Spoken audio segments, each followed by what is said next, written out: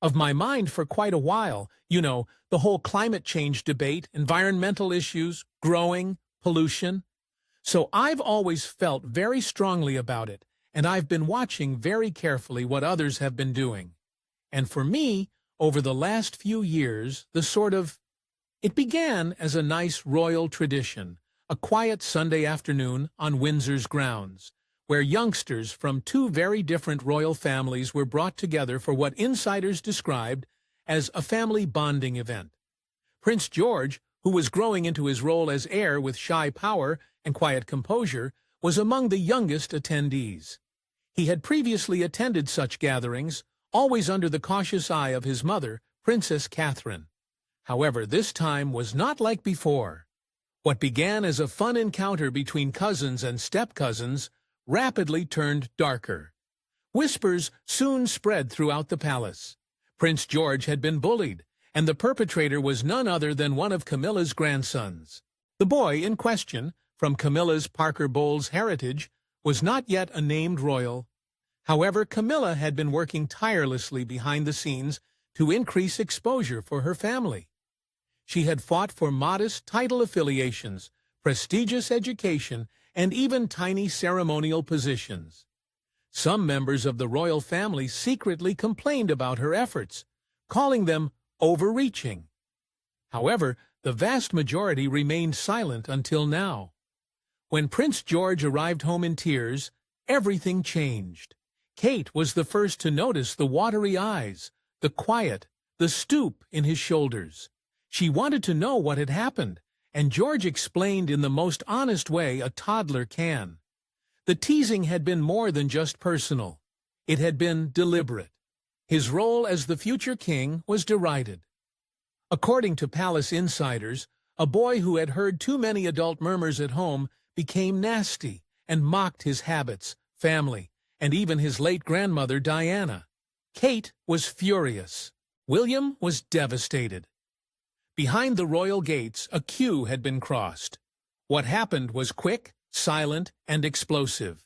Prince William made a choice that would have far-reaching consequences for royal history. Camilla's grandchild, who had been set to gain honorary status inside the monarchy, would be stripped of any future title consideration. No more discussion. There is no gentle integration into royal occasions. No second chances. The palace has declined to release a public comment. Internally, however, the walls are shaking. Camilla is thought to be outraged. Charles, split between his wife and his kid, has maintained a hands-off posture, which some feel says volumes. What about the public? They're monitoring every action, reading between the lines, and making decisions. Because nothing is more important in a monarchy based on bloodline than preserving the next generation.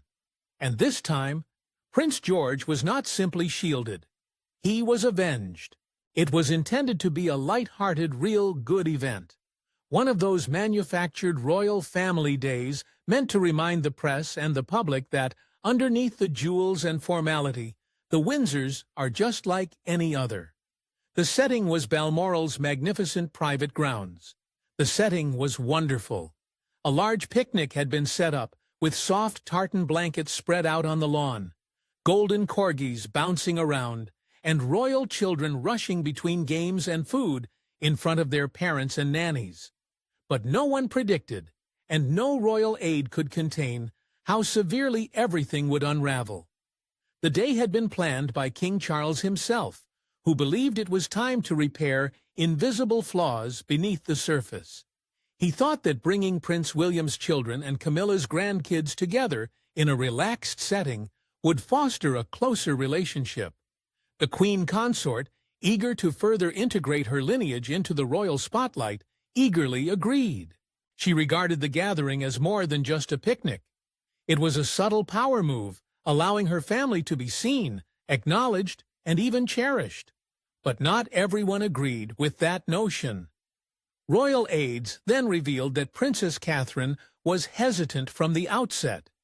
Though she is famed for her diplomacy, insiders claim she was not happy with the possibility of forced mingling between her children, particularly Prince George, and Camilla's more outspoken offspring. After all, George was being raised under the weight of a future crown. He was taught humility, honor, and duty from an early age. The same could not be said for Camilla's extended relatives, who grew up in more casual surroundings and supposedly had significantly less limitations. By mid-afternoon, the trouble had begun. While the parents enjoyed tea under a marquee tent, the youngsters were encouraged to play together in a loosely supervised area of the gardens. A homemade football game became nasty. Words were exchanged. Then things got darker. According to multiple stories, Camilla's oldest grandchild began tormenting George, first over the game, then about personal concerns. "Why are you walking like that?" One child was overheard stating, "Do you think you're better than everyone because of your silly crown?" What may have been dismissed as juvenile taunting turned into something terrible. Prince George, who had just turned 11, reportedly attempted to flee but was pursued, mocked for his special training status as the chosen one. And, according to one aide, who later briefed a senior staffer, was even referred to as a mummy's boy, a sensitive trigger for a child whose late grandmother, Princess Diana, is treated almost as a sacred memory. The personnel moved quickly to separate the children, but the damage had been done. George, who had usually maintained his composure in public, was shaken. A family bodyguard was deployed quietly to remove him from the scene, avoiding media notice. When Catherine was informed, her son was already in tears in the car. The rest of the afternoon was filled with awkward smiles and forced conversations. Camilla, presumably uninformed of the full gravity of what had occurred, or preferring not to acknowledge it, continued her hosting responsibilities. However, Catherine's close friends report that she was stone-faced, her smiles want, and her grip on Charlotte's hand firmer than normal. When they returned to their private apartment, Kate wanted a complete accounting from George. What she heard left her stunned. The bullying wasn't just mean-spirited, it was precise, even intentional, replicating adult language and feelings, implying Camilla's grandson was repeating what he'd heard at home. That was what shocked Kate the most, not just the cruelty of youngsters, but the poison of adult prejudice handed down through whispers and glances. Prince William was briefed immediately. As George retired to bed early, red-eyed and withdrawn, William sat quietly alongside his wife.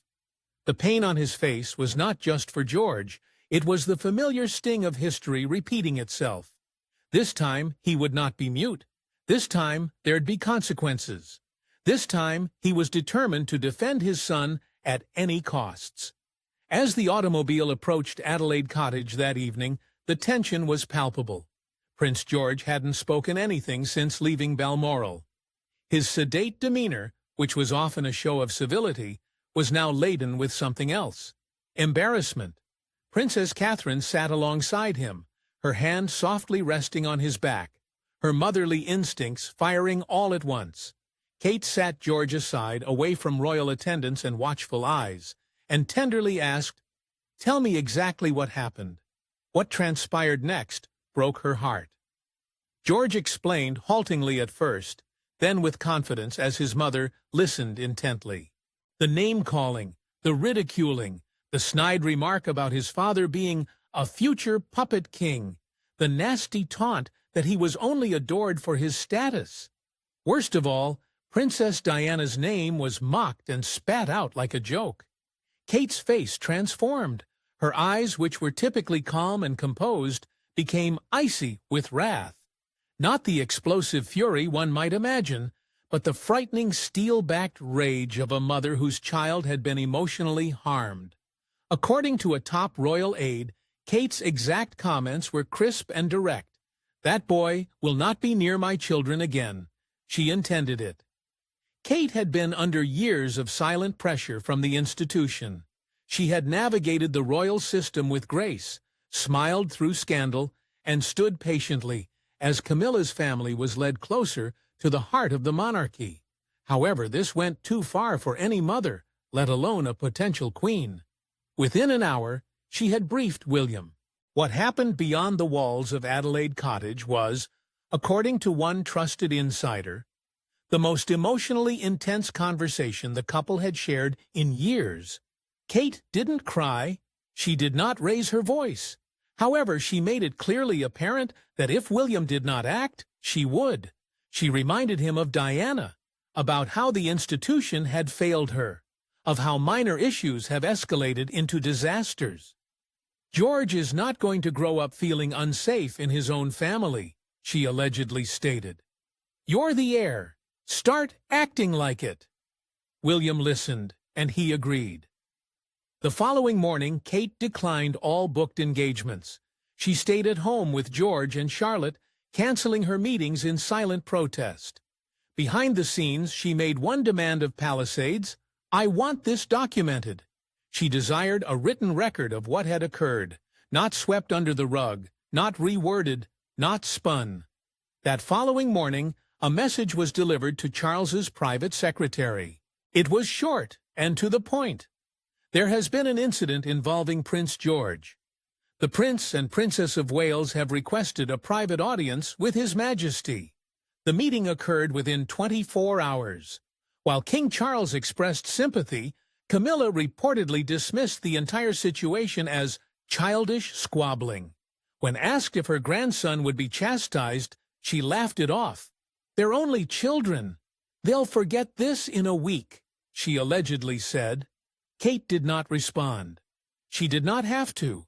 Her quiet, hard glare and firm grip on George's future revealed everything the palace needed to know. She was no longer just the Princess of Wales. She was a mother, and the fight had just gotten personal. Prince William had spent much of his life walking a fine line between loyalty to his father and reverence for the throne. But he was always haunted by his mother's sad legacy. But when it came to his own son, there was no room for doubt. There's no diplomacy. There is no deferring to protocol. Something had moved within him.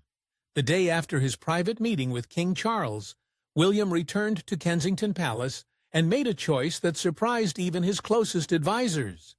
He assembled his senior team, paced the floor of his private study, and then declared, Camilla's grandson will not inherit a regal title.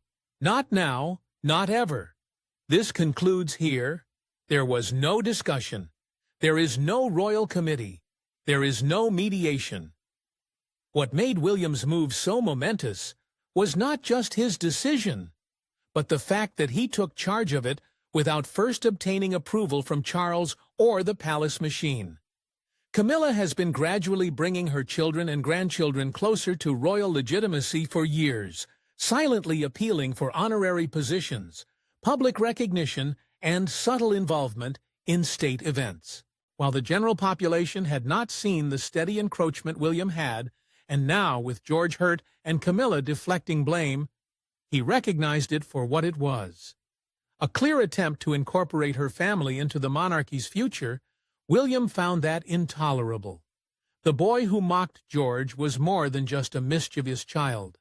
He represented all that was wrong with Camilla's use of her position in the royal family, taking advantage of Charles' guilt, manipulating his age, and blurring the borders between duty and favoritism.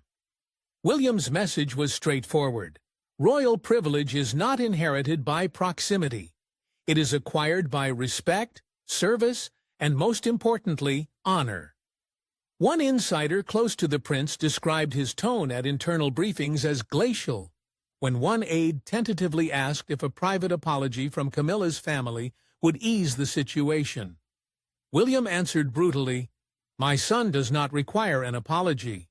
He requires protection."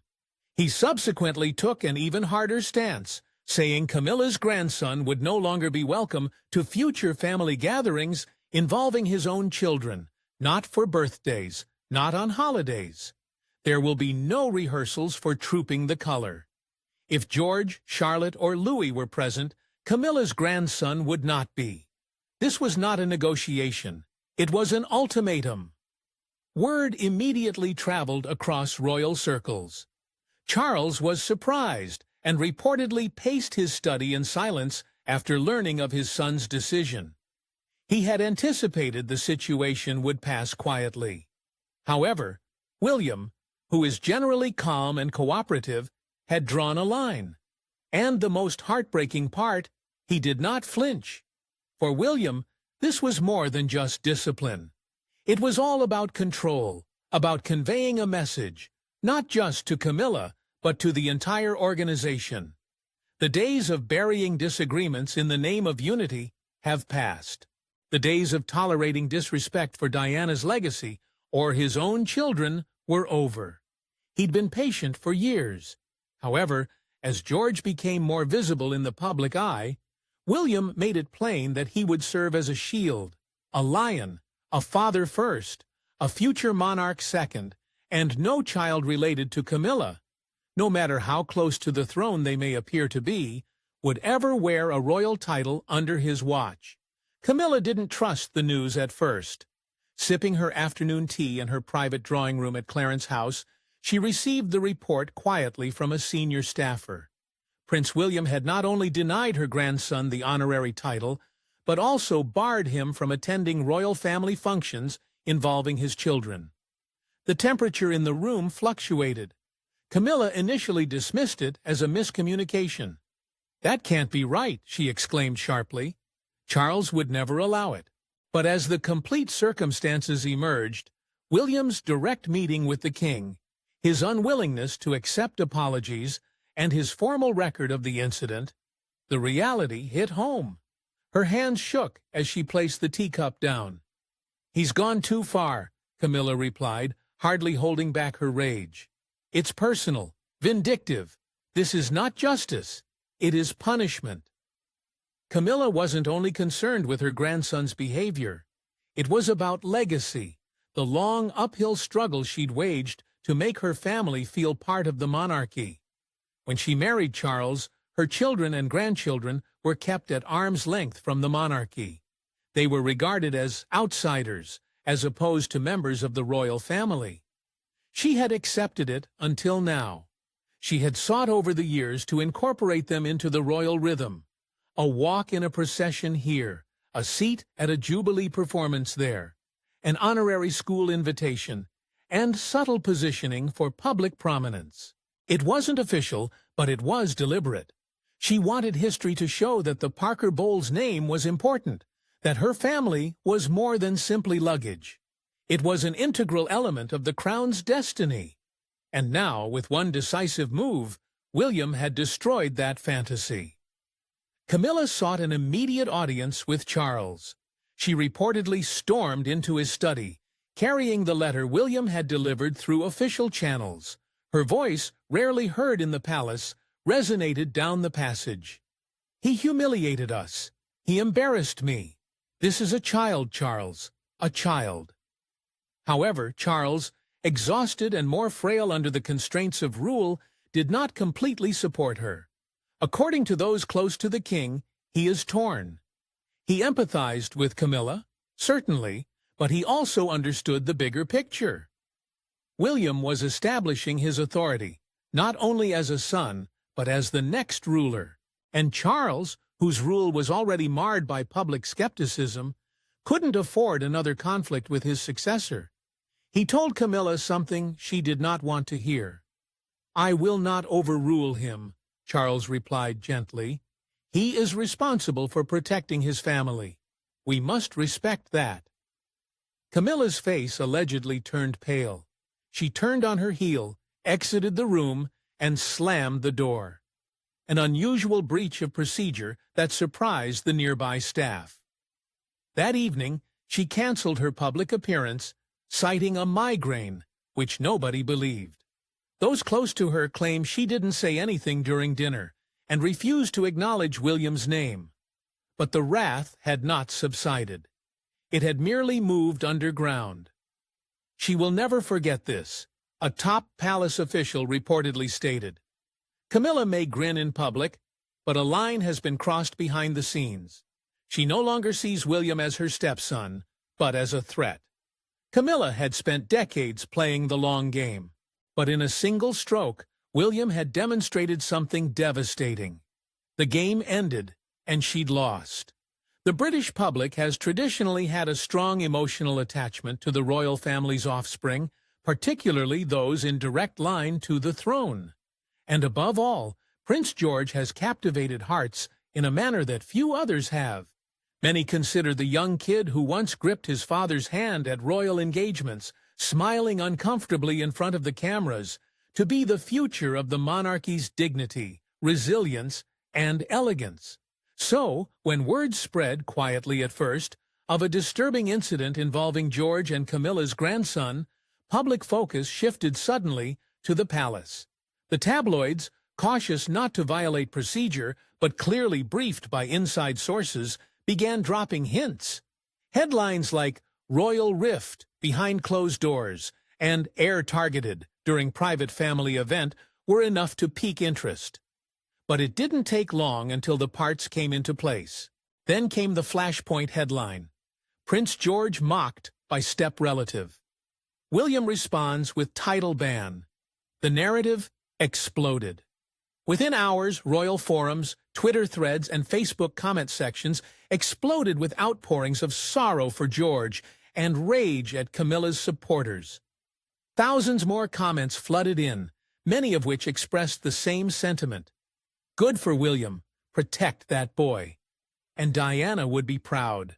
Some observers even made the dots openly, pointing out the irony that Camilla, who was once accused of driving the royal family apart, now had a grandson who had crossed a similar line, and that Diana's grandson bore the consequences. The phrase Team George started trending on social media. Artists contributed sketches of a young prince wearing a miniature crown with serene pride. One highly shared message stated, "George is more royal at 11 than many grown-ups will ever be. This is not about genetics. It is about behavior." Royal specialists also took notice. A former palace press secretary told a morning news show this was a watershed moment for Prince William. He prioritized family over politics, and the public has responded with overwhelming support. Behind the scenes, royal aides noticed a significant shift. Camilla had previously had a period of tepid public acceptance, particularly following the late Queen's attempt to soften her image as Queen Consort. But that goodwill began to dwindle. Within a week of the news surfacing, Camilla's popularity dropped dramatically in polls. Meanwhile, William and Kate's numbers skyrocketed.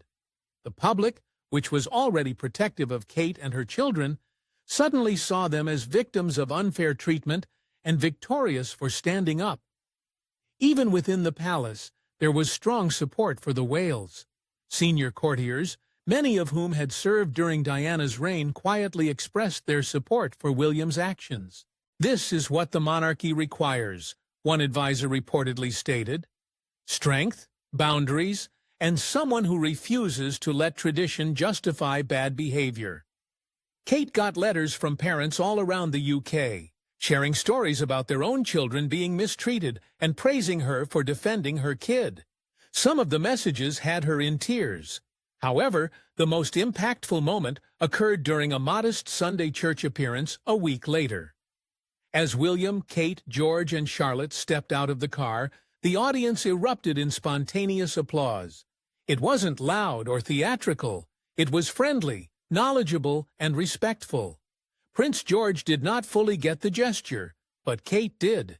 She leaned down, squeezed his hand, and said something the cameras couldn't hear. What mattered most was obvious. People were watching. They were definitely on his side. Throughout the centuries-long history of the British monarchy, many conflicts have been waged in whispers, behind gilded doors, behind the weight of convention, and in the shadow of history. But this time, something seemed different. This was not a conflict over policy or protocol. This was personal. And in protecting his son, Prince William created a line that no subsequent monarch has dared to cross so publicly. Camilla had spent years attempting to modify public perception, bring her family closer to the throne, and rewrite the past she had originally attempted to distance herself from. But all that meticulous maneuvering came undone in a couple of days. Not because of politics or scandal, but because a child was injured. The child's mother and father refused to remain silent. Kate stood her ground gracefully. William acted with conviction, and despite his youth, George now bears a silent victory, a clear message that his family will always defend him. The monarchy is evolving. No longer will titles be distributed through back channels.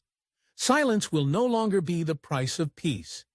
The future of the throne is not in ceremonies or centuries-old rituals, but in integrity, which Prince William has proven he is willing to defend at any cost.